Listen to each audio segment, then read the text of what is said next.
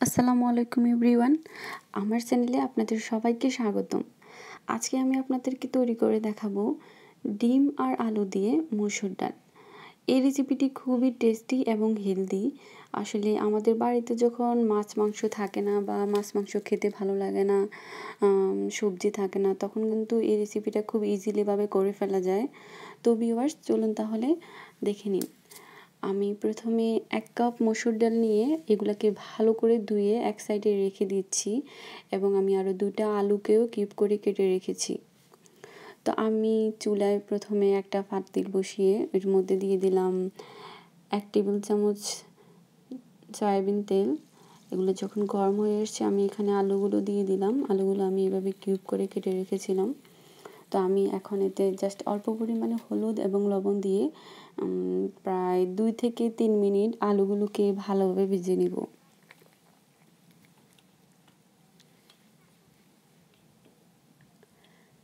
দুই 3 মিনিট ভালো করে ভাজলেই হবে। এরপরে আমি এগুলাকে এখান থেকে উঠিয়ে নিব।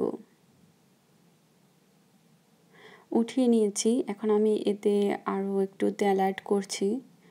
সেই আগের একই তেলের মধ্যে আরেকটু তেল অ্যাড করে আমি এখন এতে দিয়ে দিলাম একটা বড় সাইজের পেঁয়াজ কুচি এবং 1 চা চামচ রসুন বাটা। এগুলোকে আমি একটু জাস্ট নেড়ে চেড়ে দিচ্ছি যাতে পেঁয়াজের যে গন্ধটা ওটা যাতে চলে যায়। এখন আমি এতে অ্যাড করব মশলা। আমি আধা চা চামচ করে হলুদ, মরিচ, ধনিয়া গুঁড়া, জিরা গুঁড়া এখানে দিয়ে দিলাম। একটু পানি অ্যাড করছি, না হয় কিন্তু মশলাগুলো পুড়ে যেতে পারে। দিয়ে দিচ্ছি স্বাদমতো লবণ, একটা টমেটো কুচি এবং 4-5টা কাঁচামরিচ। এখন আমি এগুলোকে ঢাকনা দিয়ে ঢেকে ভালোভাবে কষিয়ে নিব।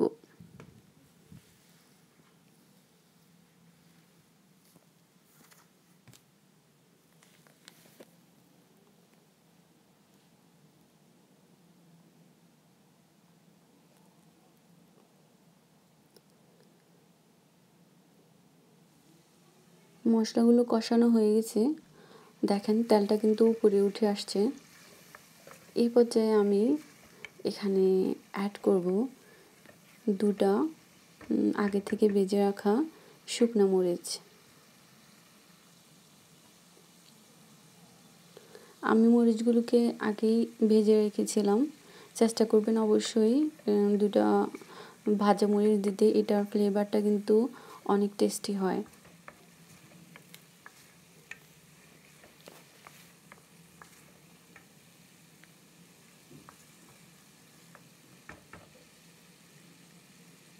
দিয়ে দিচ্ছি আগে থেকে ধুয়ে রাখা মসুর ডালগুলো। এগুলোকে আমি ভালোভাবে মিক্সড করে পানি অ্যাড করব। আমি টোটাল এখানে 2.5 কাপ পানি অ্যাড করব।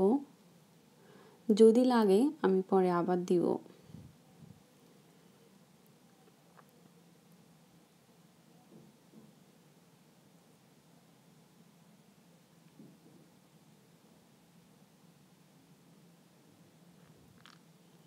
ঢাকনা দিয়ে ডেকে আমি ডালগুলোকে জাস্ট একটু সিদ্ধ করে নিব। খুব বেশি সিদ্ধ করি নাই, আমি কিন্তু জাস্ট হাফ সিদ্ধ করেছি। দেখেন আমার মসুর ডালগুলো কিন্তু এখনও ভিতরে দানা দানা রয়ে গেছে। আমি কিন্তু খুব বেশি সিদ্ধ করি নাই। এই পর্যায়ে আমি আগে থেকে ভেজে রাখা আলুগুলো দিয়ে দিব। আপনারা যদি এটা রুটির সাথে খেতে চান তাহলে এই পর্যায়ে একটা ডিমকে ভালোভাবে ফেটিয়ে পুরো ডাল আর আলুর সাথে মিক্সড করে দিবেন আর 1 কাপ পানি অ্যাড করবেন, দ্যাটস ইট। কিন্তু আমি এটা ভাতের সাথে খাবো, সেজন্য আমি আরও 2 কাপ পানি অ্যাড করছি এবং আমি এতে ডিমগুলো একেবারে আস্ত আস্ত দিয়ে দিব।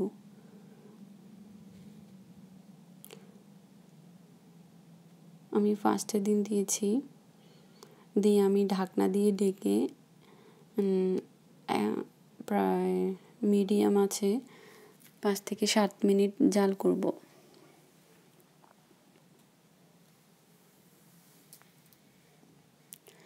ডিমটা প্রায় হয়ে আসছে। আমি আস্তে আস্তে করে একটু নেড়ে চেড়ে দিচ্ছি, খুব বেশি জোরে নাড়তে যাবেন না, তাহলে কিন্তু ডিমগুলো ছড়িয়ে যেতে পারে। তো আমি ঢাকনা দিয়ে রেখে আরও 2 মিনিট অপেক্ষা করব, যাতে ঝোলগুলো আর একটু শুকায়। যখন ঝোলটা এরকম থাকবে তখন এই পর্যায়ে কিন্তু আপনারা আর ঝোলটা কমাবেন না, কারণ এটা কিন্তু চুলা বন্ধ করে দেওয়ার পরে আরও বসে যাবে। যদি আপনারা আরও ঝোলটা টানাই ফেলেন তাহলে কিন্তু পরে একদমই থাকবে না, খেতে ভালো লাগবে না। আমি স্বাদ মতো ধনিয়া পাতা ছিটিয়ে দিলাম এবং চুলাটা এখন বন্ধ করে দেব।